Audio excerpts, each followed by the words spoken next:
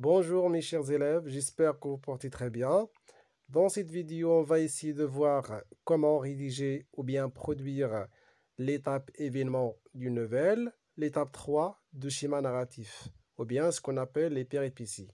Premièrement, je m'appuie sur les informations suivantes, puis je rédige l'étape événement d'une nouvelle. Voilà, comme vous voyez, on a première chose, action imaginée. Ou bien, je dois imaginer des actions qui me permettent, voilà, à raconter les détails et les informations sur l'histoire. Alors, pour faire des actions, j'utilise bien sûr les verbes de mouvement ou bien ce qu'on appelle les verbes d'action. Comme le verbe travailler, chercher, couper, descendre, monter et ainsi de suite. Deuxièmement, on a le temps verbal adéquat. Alors, comme vous le savez, le temps verbal à utiliser dans l'étape événement, c'est le temps verbal du passé simple. Alors, c'est le temps dominant. Pourquoi bien sûr le passé simple? Parce que le passé simple, c'est le temps voilà, qui nous permet de raconter des histoires ou bien des événements et des actions dans le passé. Voilà. euh, En cours de réalisation. Alors, on peut utiliser encore ce qu'on appelle le temps verbal de description, l'imparfait, pour décrire certains éléments comme des objets, comme un lieu, un personnage et peut-être des actions d'un personnage. Très bien. Puis, troisièmement, une numération utilisée. Alors, ici, puisqu'on parle des événements, on doit avoir beaucoup d'actions. C'est ça?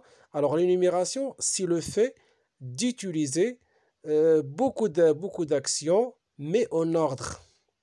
Je vous donne un exemple. Le petit garçon sortit de la maison, alla chez le marchand. Il acheta des produits, puis retourna à la maison. Alors ici, j'ai fait beaucoup d'actions, ou bien j'ai utilisé des verbes de mouvement pour faire des actions en ordre. Ça c'est clair. Alors ça c'est l'énumération. Le dialogue imaginé, alors ça veut dire que je dois utiliser et intégrer un dialogue dans l'histoire. Alors, comme vous le savez, le dialogue, c'est la communication, c'est la parole ou bien l'échange de paroles entre deux personnes ou plus. Et on a vu bien sûr certaines caractéristiques pour faire un dialogue. Entre autres, on peut trouver ce qu'on appelle les signes formels. Les signes formels sont les deux points, les guillemets, voilà, et ainsi de suite. Et puis, on a la ponctuation comme les virgules, les points, et ainsi de suite. Et puis, on doit utiliser les verbes introducteurs, comme le verbe dire, le verbe demander, le verbe répondre, le verbe déclarer, informer, interroger, et ainsi de suite. Et puis, on a les propositions incises insérées. Alors, la proposition incise, voilà, il est nécessaire dans un dialogue.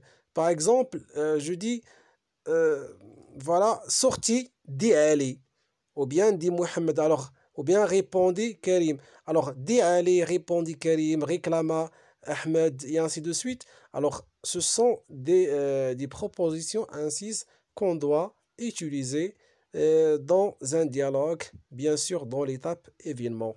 Alors, j'espère que cette vidéo est claire. Si vous avez des questions, n'hésitez pas à me contacter et à très bientôt.